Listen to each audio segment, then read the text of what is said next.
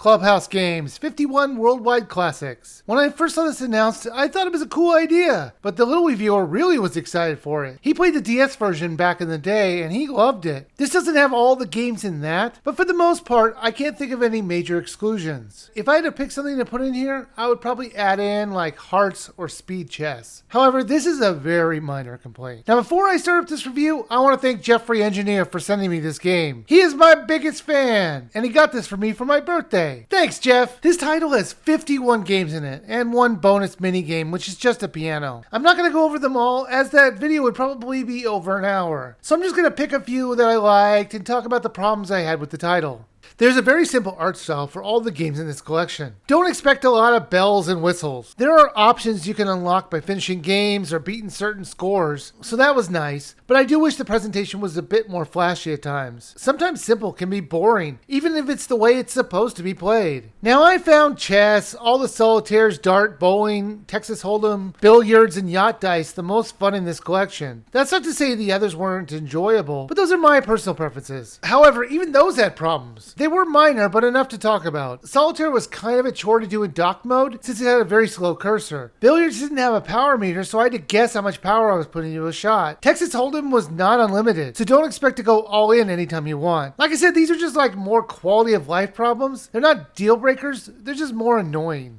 Bowling, as fun as it was, is very broken. I was able to get a perfect game after about 8 tries. Once I figured out where to stand and how to consistently throw it, I was missing very rarely. I was getting high 200s until I achieved my perfect game. Also, it felt like the lane was too small. This might not be true in proportion, but it didn't look like it was long enough. Now, darts was a lot of fun, and just like bowling, you have to play this with the Joy-Con. You do the movement of throwing a dart. Unlike pool, they do give you a power meter, but they have you so close to the board, it's hard to gauge distance. Darts is all about accuracy, and I wish they had had to stand back a little bit. I never felt like I had full control over my throws, but that didn't stop it from being very enjoyable. Now, there were a lot of games I've never heard of, like President or Pig's Tail. Before you start a game, they'll give you an often amusing overview explanation on how to play the games. Most of the time it was great, and you can figure out with their very simple explanation on how the game is played.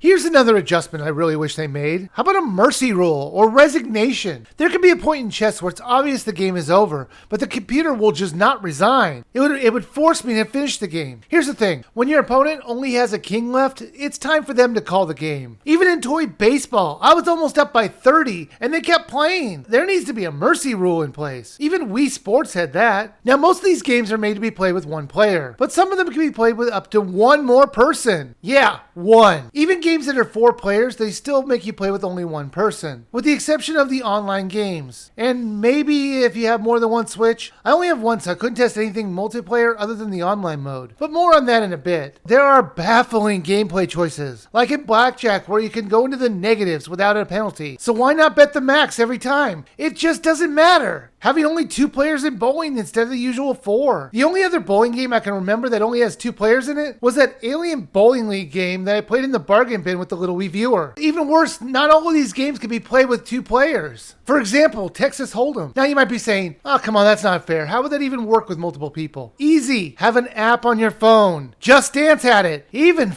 Battleship had that option. There is no reason they can't do this. Sure, you can download something off the eShop that lets you play a few of these games with another person with a Switch, but really that overcomplicates the issue and really limits you on what games you can play with another Switch with this program. Just use a cell phone app. It's really that simple. There is also an online mode, and believe it or not, it works really well. It lets you see who's currently waiting for a game and has you pick from 3 games to see which one it can place you in. Most of the games are here to play. The biggest downside I would say is not being able to emote anything to the other players. Even a good job or a nice hand would have been useful, but there isn't any option to do that. Clubhouse Games 51 Worldwide Classics was really fun. I didn't personally like all the games, but that's why they added so many. There's something for everyone. My major problem with this is the limitations they put on most of these games. Sometimes there are options to change up the rules, but most of the time it's just pretty basic. It's currently $39.99, and that's actually a really reasonable price for this. When I first heard about this, I assumed it would be like $50 or $60. I do wish it was more of a party game, as there are a lot of these titles that could be fun to play with others at a party. But the core of this is just basically a single player experience. However, it was still really enjoyable, so I do think it's worth a buy.